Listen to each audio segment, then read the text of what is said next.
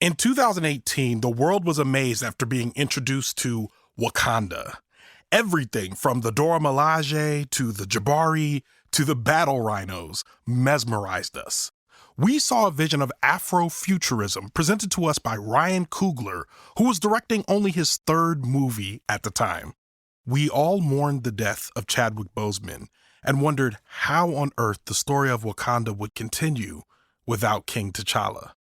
Now, 4 years and one pandemic later, we finally get to see the continuation of the story of Black Panther, Wakanda Forever.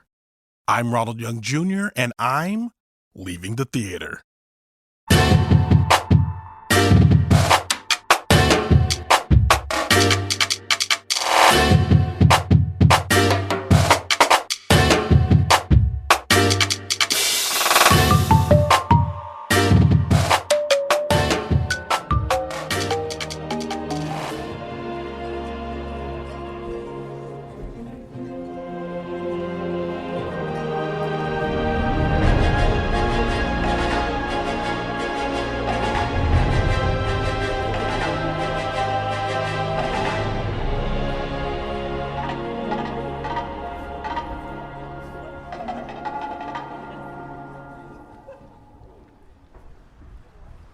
Check.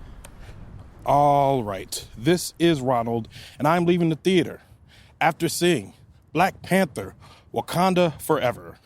Black Panther, Wakanda Forever, directed by Ryan Coogler, written by Ryan Coogler and Joe Robert Coel, starring Letitia Wright, Angela Bassett, Lupita Nyongo, Danai, Guirra, Winston Duke, Dominique Thorne, Michaela Coel, and Tenoch, Huerta. For a complete cast listing, check out the link in our show notes. All right, I'm not here alone. I am here with my good friend, Michael Jefferson, aka Mass Potential. I don't know, he gets like shy for some reason. Like whenever I put the mic in his face, he'd be like, yes, Mr. Jefferson, I am here. Because I feel like the mic is, there's also a live audience with a camera. Like, I feel like I'm literally in front of everybody right now. Yeah, but like, would you roll up if this were a live audience? Would you be like, hello, I'm Mr. Jefferson? Yes, correct. All right, we just watched the highly anticipated, you put us under a light, perfect. We watched the highly anticipated sequel to Black Panther, which came out in 2018, which I also saw with you during my Black Panther 10 viewing marathon. I think I saw it with you the third time, if I'm not mistaken, because I went 4 days in a row, once with my sister, once with you, once with my ex-girlfriend, and once with, I don't remember who the fourth one was with. Must not have been memorable. And enjoyed it, made $1 billion, everyone loved it. And then we were highly anticipating a sequel. They were writing it. It was pretty much written. And Chadwick Boseman died. And it changed the trajectory and the form of this movie. I have thoughts about that. We're going to talk about it for a while with no spoilers, and then we're going to do the credits, and then we're going to go straight into spoilers. This is not for Patreon. This is for everybody. That's right. Everyone's getting a spoiler episode today for free. Maybe you could find it in your hearts to join the Patreon just from the goodness of your hearts. But today you're going to get a spoiler episode if you wait till after the credits. So once you hear the credits, we're going to start talking in spoilers. So just know, if you have not seen it yet, stop it as soon as we get to the credits. If you have seen it, play the whole thing. We're good. What did you think of this movie, Michael Jefferson?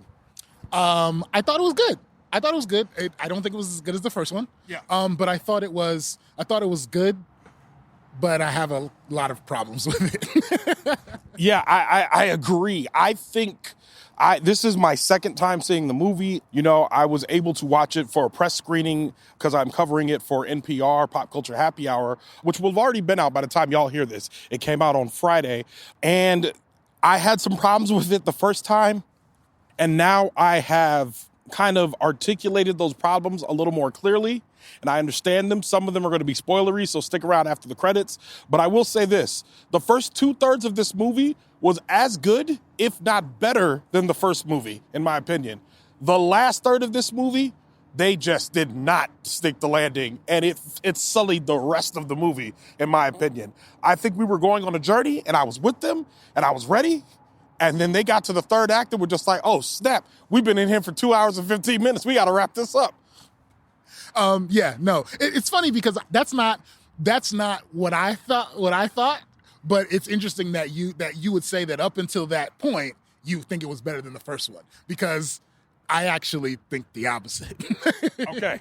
We will get to that. I think I want to talk about all the things that were good about this movie. Okay. This movie is a lot more women-centric, which I think is great. Absolutely. And they had a lot of strong women actors, which makes for good, strong women characters. And it was good. It was, it was complicated. It was complex. They were push and pull against each other. I will say, watching it a second time, it seemed like there was more duality of opinion of the direction that Wakanda should go.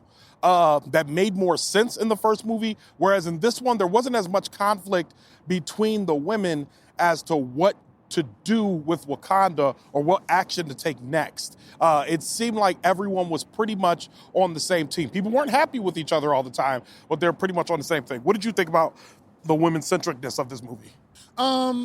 I thought it was great. Sorry, for lack of a better way to put it, I thought it was great. I didn't expect it. I had no idea, having no background. I don't do research on movies. I just show up. Sometimes I don't even know what the movie is. So I had no idea what they were actually going to do with the Black Panther character after Chadwick passed. So I was surprised to see, and I was glad to see that they kept that in. They kept it in the family without introducing some new strange character. And thank goodness they didn't give it to M'Baku. Is that his name? M'Baku. Yeah. Thank goodness they didn't. I'm glad. I think this was the best thing they could have done in terms of selecting a new Black Panther, and also. This might be a little spoiler. I'll say it without spoilers. They led us down a path where they were able to surprise us with that revelation, with that revelation. I wasn't surprised. If you look at I just got to be honest. If you look at the poster, they're not hiding it. So, and I know that might be a bit of a pre-credit spoiler, but I'm just saying, if you look at the poster, they're not hiding it. So if you look at the poster, they are not hiding it whatsoever. So if you haven't seen the movie, don't look at the poster. Just avoid the poster, because when you see the poster, you'll know exactly what I'm saying. So when it happens, you'll be like, yeah, okay. I think generally, the M'Baku scenes were misused, and I'll get into that again after the credits. I think they were misused, and I think that the two characters that I think were the least useful in this film were M'Baku and Everett K. Ross. Everett K. Ross was overused. Everett K. Ross was the white dude from, the CIA agent. It seems so shoehorned in. Yeah. Like his involvement was so inconsequential, in my opinion. Yeah. And maybe I missed it. What part of his scenes was pivotal to the rest of the story? There was nothing that he did in this film that could not have been done via a Zoom meeting. Yeah. He did not even, Everett Ross does not even step foot in Wakanda in this movie. And y'all may think that's a spoiler, but I'm just saying he's not pivotal to the plot at all. No. Every time you see him on screen, you can forget he's there. He's not important. Just move on. There's a couple things I do want to say too. There's no CGI Chadwick Boseman in this film, so I just want to get y'all happy about that. They do not CGI him into this film, and it is worth it. Although, bring your tissues, because they are going to try to make you cry. Did you feel emotional when the movie first opened? Yeah, I think so. Yeah. During that scene where it was Marvel. Yeah. Oh, that was good. Yeah. That was really good. Especially they did it with no sound. Yes, that was really good. That was tasteful. That was wild. I think there's a lot of people that are going to say sequels are never as good as the original, and I agree with that. But I also think that Dark Knight was better than Batman Begins. And then Heath Ledger died, and Dark Knight Rises was not very good. And it wasn't that it wasn't even that it's not a good movie. The bones of a good movie are there, but you could see where they had to make the switches. And I think in this film, I can see the seams. I can see where it was man, can you imagine what it would have been like to see Namor and T'Challa face off? I would have loved to have seen that. And we didn't get to see that, and that's unfortunate. which doesn't throw this whole movie away. Again, the first 2/3, I want to just really echo that in, because I know a lot of people are going to be like, oh, Ron, you didn't like it, I loved it, oh my God. The first 2/3 of this movie, I'm in it. I'm like, yes, yes, yes, give it to me, yes.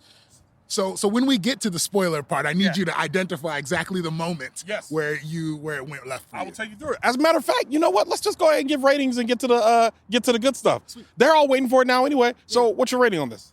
What is it, out of 5? Out of 5. 3. 3.5. Wow. You rated a movie lower than me. I did. And we'll talk about why. Okay. And with that, Leaving the Theater is a production of OhitsBigRon Studios. Thomas Tyra of Bias Studios mixes the show. Thank you, Tom. Show art from Heather Wilder. Theme music by the mysterious Breakmaster Cylinder. For more information about Black Panther Wakanda Forever or Mass Potential, a.k.a. Michael Jefferson, check out our show notes. You can follow me on Twitter, Instagram, and TikTok at OhitsBigRon. That's at OhitsBigRon. You can find out more about this show and other OhitsBigRon Studios shows by following us on Instagram at OhitsBigRon Studios and on Twitter at OhitsBigRon Stew, STEW. Leaving the Theater will be back soon. Thanks for listening.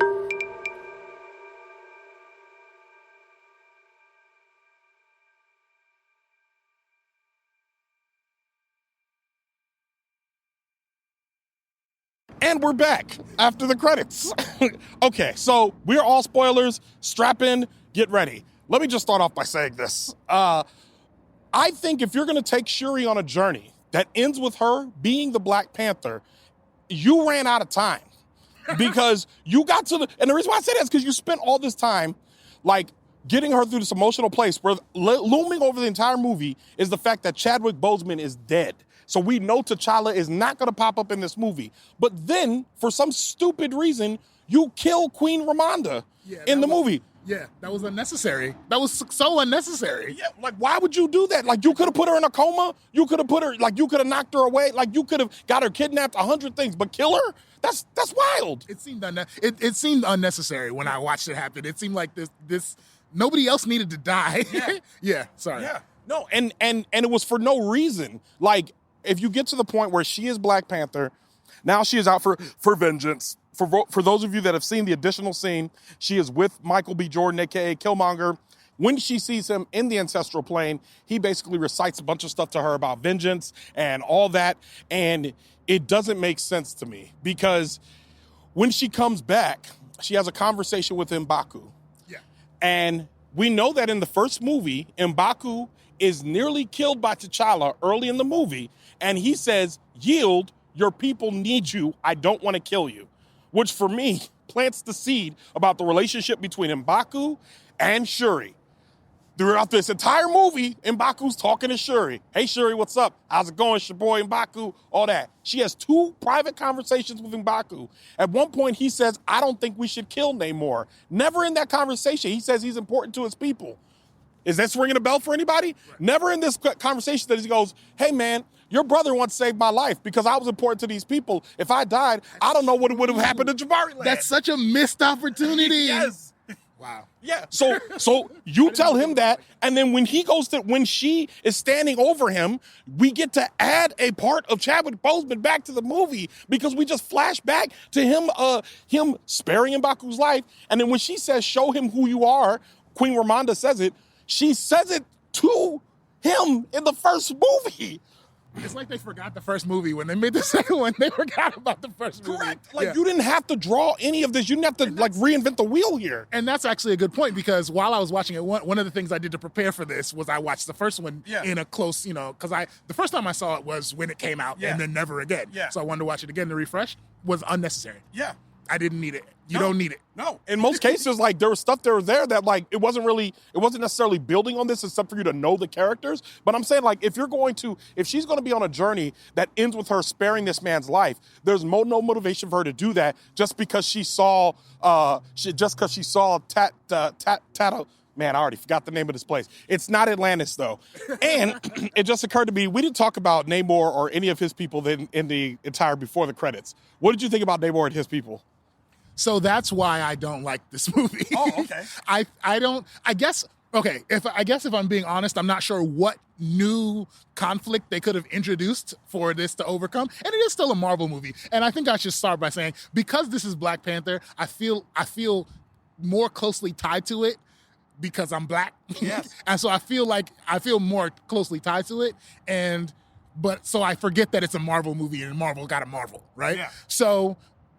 So I did not appreciate that they were just like, oh, hey, guys, there's another Wakanda over here. Did you know that? Yeah. Why are you making new Wakandas? I don't understand that. Yeah. There should only be one Wakanda, and it should be the Black Wakanda, not this other ethnicity of Wakanda in this other place. Like, that's unnecessary. Like, I guess, who else do you fight? You got to fight somebody stronger than you, or it's not worth watching. Yeah. But I feel like they could have did it. Well, it didn't make me feel good to see, because at the end, and Nick Hill pointed this out, at the end of Black Panther, we have to watch two sets of Black folks fighting each other. And that's disheartening to watch. And this one, we had to watch Black and brown folks fighting each other in in the middle of the Atlantic Ocean, while the United States is over there talking about destabilization. So it's like, what? And nothing came of that. Nothing. They just stopped talking about it. It just over. Yeah, done. They saved the guy from the back of the truck, and that was it. And we never heard about it again. That was it. And it was like, I just... Where'd he go? Did you take him back home? Did you take him to Wakanda? Because he can't go home because he's got to go to jail. So where'd he go? I think it's a setup for a future series. Which is another reason why I don't. But that's a problem I have with Marvel in general. Yeah. And that is, you could watch a movie and it could, at any point, it could just stop. And the plot points that didn't play out will just play out in another movie. Yep. And that's like, well, then let me watch that movie then. Yep. You know what I mean? It's unfair. Give me one movie. I think that's what they started doing, is they don't give you one movie. They give you pieces and parts, and they just kind of end it whenever, and whatever doesn't turn out, whatever doesn't pan out, whatever doesn't resolve, they just throw it in the next movie. Yeah. Which means, I don't know. I don't like that. I feel like the movie doesn't end. The circle doesn't close. Yeah. So we're just watching stuff happening for the sake of watching stuff happening in hopes that it gets resolved later in another movie and, Ant-Man 6 or whatever, right? You never know. Well, see, I think part of that, that didn't bother me nearly as much because it's set up like the comics universe. But I will say, in terms of like telling your stories, I think you run the risk when you're setting up stuff like that in Black Panther, which seems to be a more culturally important movie than something like Doctor Strange and the Multiverse of Madness or Thor: Love and Thunder. It just feels like when you're just setting up to have just Everett K. Ross and Elaine Bennis, like just going back and forth, you know what I mean? It just feels like you're taking away from like the other plot stuff that you could be building. Like, for instance, the fact that Shuri cannot fight. Shuri has not had one boxing lesson in any of the movies she's been in, and she shows up to be the Black Panther, and she's only good with technology. Y'all can watch the movie again. You notice that you really don't see her throw many punches. You see her use the suit, but you don't see her really throw many punches, which really irritated me because I'm like, yo, you seems like, hey, I could be Black Panther one day. Maybe I should take a fighting lesson or talk to somebody just in case. I've been in 2-3 wars with people using those stupid Panther fists, and I still haven't been to a place where I can actually use my fists. But they want us to believe that she's leading this group of people who are all better fighters than she is, but they just don't have superpowers. Yeah, absolutely. And one of the things that I don't know if you noticed this when we were in the movie that I got visually upset, is one of the things they do the thing that I can't stand, the trope in movies that I can't stand, where they have the person cornered right where they want them, and then they talk to them about what they're going to do next. Yeah. And in that amount of time, it screws up everything that was going to happen. Yeah. She could have killed him a long time ago when they were in the spaceship or whatever. She could have killed him in the aircraft a long time ago. As a matter of fact, she should have killed him the moment he realized that he was sweating and it was hot. Yeah. Just kill him right away. Yeah. And instead, she wanted to talk to him about stuff, and somehow he got enough power. So first, he didn't have any power, but then he got enough power to grab his spear. I don't know where his spear even was, and and ruin the aircraft. Yeah. And then she had an opportunity to kill him on the beach. Now, I understand at that point, that was when she was having the realization that, I actually went to this guy's house and saw his, his kingdom and all of that. And he's just trying to protect his people like I'm trying to protect mine. Yeah. And so I get that was part of it.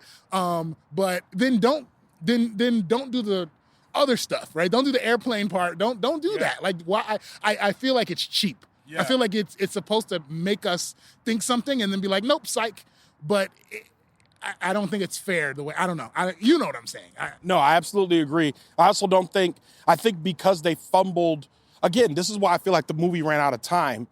If she's going on a journey and revenge is part of it. And the vengeance comes from the fact that, now I just want to remind y'all at this point in the movie, Namor has killed her mother, and the Talokans killed so many Wakandans on that boat. Yes. I mean, killed. I mean, there was parts in the water where they're lifting up the spear and stabbing black folks while swimming. I mean, just alone when what was his name? Namor. When Namor threw the aircraft at the carrier, Yeah. it hit half the ship. Yeah. It killed the back half of everybody who was on the ship. Yeah. So immediately, seconds into the fight, 50% of your warriors are gone. Dead. So yeah, and so that's not enough motivation. I'm confused. Yeah. I don't think the last third of this movie was for me, but So what was the moment? What was the moment where it stopped being good? The minute for me, it was as soon as Shuri became Black Panther, the movie got worse for me. I don't think she needed to become Black Panther though. I feel like the movie could have still been Black Panther if she just fought as something else. I mean, the funny, I don't think so, but I also think that what they found while making this movie is that they really didn't necessarily need the Black Panther, and that's kind of unfortunate. Because if you're making a Black Panther sequel and it turns out that your star was so big that you can't even include the mantle in the second, because Black Panther is only in this movie for 20% of the movie, which is, I think that's sad. You can't call it Black Panther Wakanda Forever and have them only in the movie for 20% of the movie. It's 2 hours and 40 minutes long. We saw the Black Panther actually fight for about 15 to 20 minutes of screen time. That's about it. Yeah. 20 minutes. Yeah. With the mask on, 20 minutes. So it's I don't know. I feel I feel a little bit cheated in that regard, but it wasn't a bad movie. So I'm I don't think it was a bad movie. I just think that they just failed to make some connections that were obvious for me. And I think when you make a movie that is built on this much grief, you don't necessarily need to inject more grief into it. Yeah. And I don't know where they go from here. I think they set up for a better third movie than they do now. I mean, they're set up better for a third movie than they were before. I think you bring back Daniel Kaluuya, you bring back, a couple of others. Just bring people back. Whoever's out there, come back to Wakanda. We'll figure it out from there. But yeah, that's really all I got. Anything else? No, 3. All right. Well, we already did the 3. 3 what? 3 stars. Oh, yeah. I'm still at 3.5. I can't give it 4, but 3.5. I think 2/3 of it was a 4-star movie, and then it just plummeted to a 3 in the last third. So, but it still is the best Marvel movie of this iteration of in this phase of Marvel. So, with that, we don't have any credits, so we could just be we out. Bye. Yep.